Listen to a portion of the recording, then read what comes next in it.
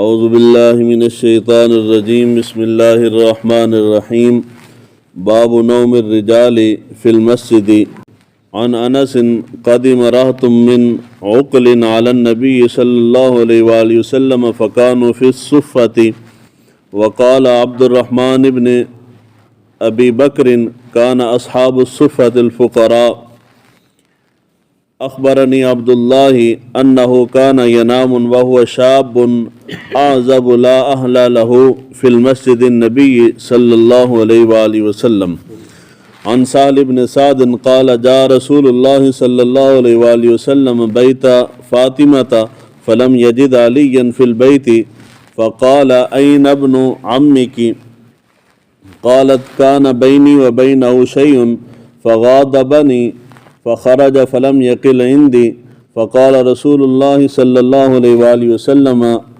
لإنسان انظر أين هو فجاء فقال يا رسول الله صلى الله عليه وآله وسلم هو في المسجد راقد فجاء رسول الله صلى الله عليه وآله وسلم وهو مضطجع قد سقط رداؤه عن شقه وأصحابه تراب فجعل رسول الله صلى الله عليه وآله وسلم يمسحه عنه ويقول قم أبا تراب قم أبا تراب. عن أبي هريرة قال رأيت 70 من أصحاب الصفة ما منهم رجل عليه رداء إما إزار وإما كساء قد ربطوا في أعناقهم فمنها ما يبلغ نصف الساقين ومنها ما يبلغ الكعبين ويجمعه بيده كراهية أن ترى عورته. امام بخاری نے باب قائم کیا ہے مرد کا مسجد کے اندر سونا. اس سے پہلے باب تھا عورت کا مسجد کے اندر سونا. یہاں ہے مردوں کا مسجد کے اندر سونا. اس کے لیے سب سے پہلے امام بخاری نے ایک اثر درج کیا ہے کہ حضرت انس بن مالک رضی اللہ تعالیٰ عنہ فرماتے ہیں کہ حضور صلی اللہ علیہ وآلہ وسلم کے زمانہ مبارک میں اکل ایک قبیلہ ہے، اس قبیلے کی ایک وفد آیا، ایک پوری جماعت آئی مردوں کی، تو وہ آ کے حضور صلی اللہ علیہ وآلہ وسلم کی مسجد کے اندر ٹھہرے. اور حضرت عبد الرحمن بن ابو بکر رضی اللہ تعالیٰ عنہ وہ فرماتے ہیں کہ میں اصحاب صفا کے فقراء میں سے تھا.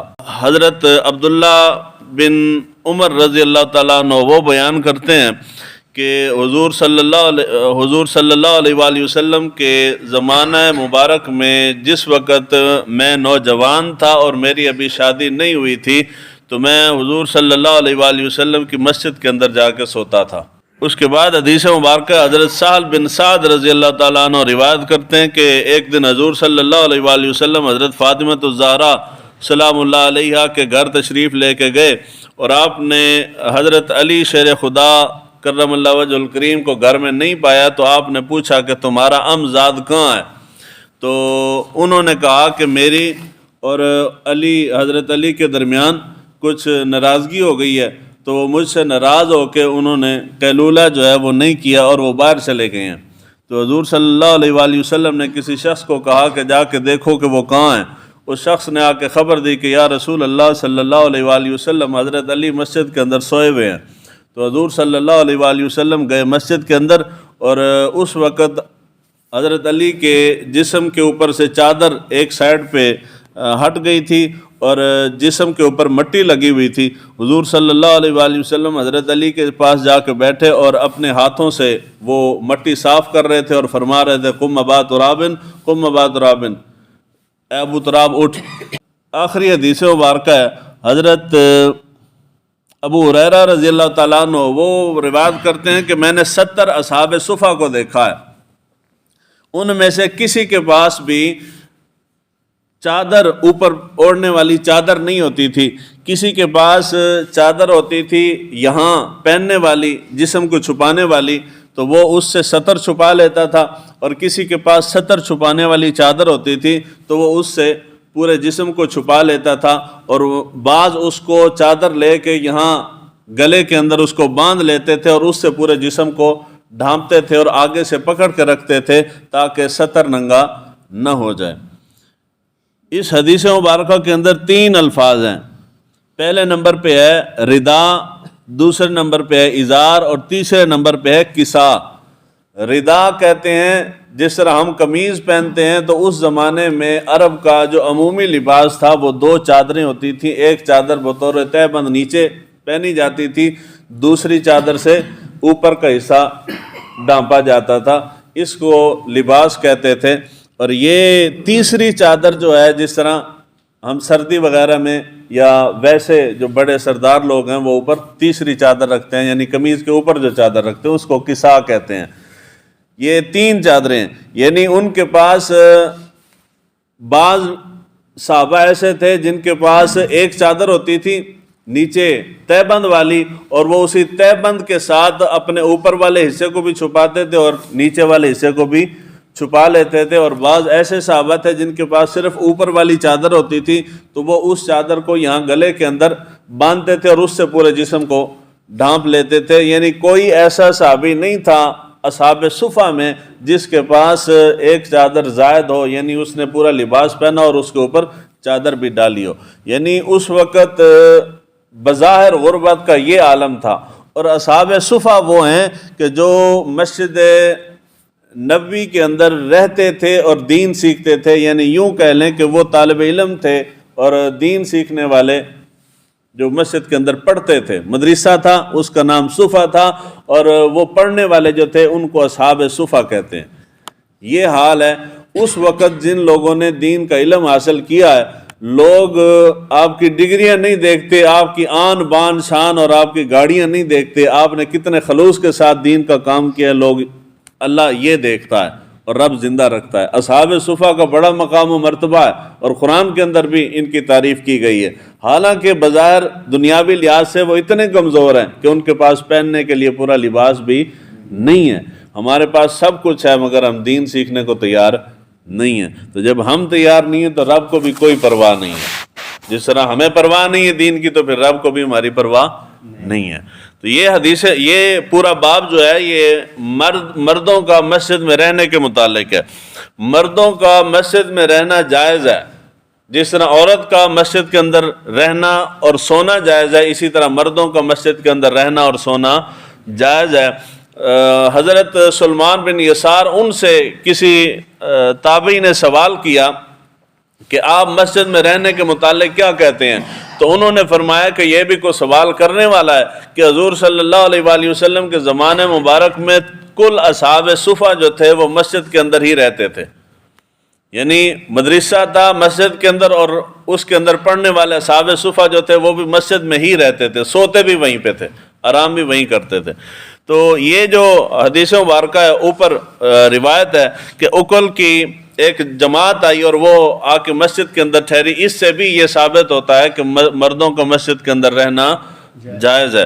اور یہ حضرت علی شیر خدا کرم اللہ وجہ الکریم کی روایت کہ آپ گھر کے اندر خاتون جنت کے ساتھ جس طرح میاں بیوی کے درمیان کچھ ناچاکی ہو جاتی ہے، ناچاکی ہوئی ہے تو حضرت علی شیر خدا جا کے مسجد کے اندر سو رہے تھے. اس سے بھی یہ ثابت ہوتا ہے کہ مسجد کے اندر مردوں کا سونا جائز ہے. اور حضرت عبداللہ بن عمر رضی اللہ تعالیٰ عنہ کا یہ قول کہ میں ابھی نوجوان تھا اور میری ابھی شادی نہیں ہوئی تھی تو میں مسجد کے اندر جا کے سوتا تھا. اس سے معلوم ہوا کہ مسجد کے اندر چاہے بوڑھا شخص سوئے یا نوجوان سوئے یا شادی شدہ یا غیر شادی شدہ سوئے، اس کے لیے جائز ہے. اور تیسری حدیث مبارکہ اصحاب صفہ کے متعلق کہ اصحاب صفہ سارے جو ہیں وہ مسجد کے اندر سوتے تھے. یہاں پہ بعض لوگوں نے بعض روایات کے اندر مسجد کے اندر سونے کی ممانعت ہے، اور کثیر احادیث مبارکہ ایسی ہیں روایات جن سے یہ ثابت ہوتا ہے کہ مسجد کے اندر سونا جائز ہے. اب مسئلہ کیا ہے؟ مسئلہ یہ ہے، راجح قول یہ ہے، جو لوگ وہاں کے رہنے والے ہیں، مقامی لوگ ہیں، جس طرح کہ ہم ہیں، ہمارے پاس گھر ہے، رہائش ہے، سب کچھ ہے، ہمارا آ کے مستقل مسجد کے اندر سو جانا یا عادت بنا لینا یہ جائز نہیں ہے. یہ مسجد کے ادب کے خلاف ہے. ایک بندہ ایسا ہے کہ وہ اگر یہاں کا رہنے والا بندہ ہی مسجد میں آتا ہے اور نماز کے لیے آتا ہے، اور اگر وہ آ کے سو جاتا ہے نماز سے پہلے یا نماز کے بعد سو جاتا ہے تو وہ درست ہے.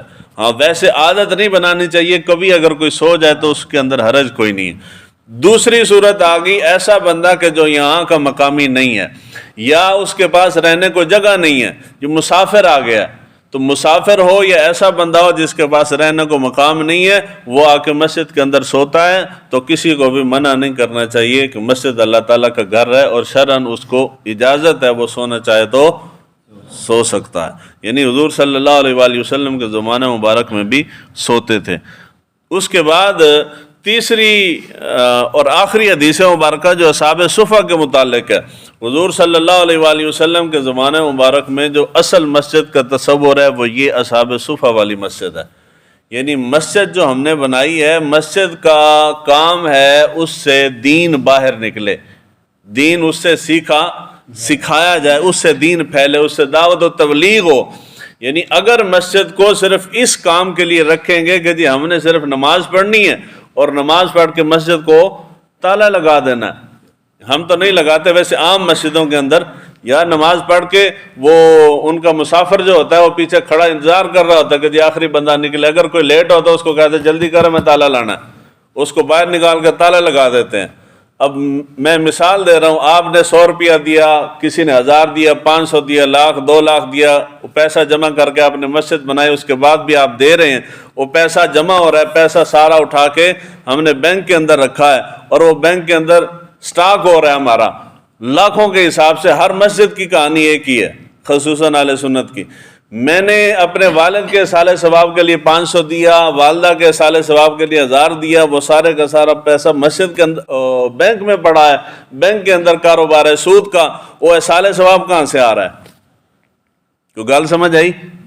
بھئی ثواب کے لیے دیا ہے نا، ثواب یہ ہے، ثواب تب ہوگا کہ وہ پیسہ دین پہ استعمال ہو، اور وہ دین پہ استعمال نہیں ہوتا۔ ہمارے نماز پڑھنے کا کام جو ہے اس سے دین کو تقویت نہیں ملتی۔ جی آپ نے نماز پڑھی ہے یا میں نے پڑھی ہے تو یہ تو میں نے اپنے لیے پڑھی ہے، انجی گل ہے نا جی، اس سے دین کو کیا فائدہ ہے؟ کوئی فائدہ نہیں۔ دین کو فائدہ تب ہے کہ ہم دین سیکھیں اور سکھائیں، یہ دعوت و تبلیغ کا کام ہوگا تو پھر دین کو فائدہ ہوگا۔ ہمارے نماز پڑھنے سے میں گھر میں پڑھوں یا مسجد کے اندر آ کے پڑھوں، اس سے دین کو فائدہ نہیں ہوتا۔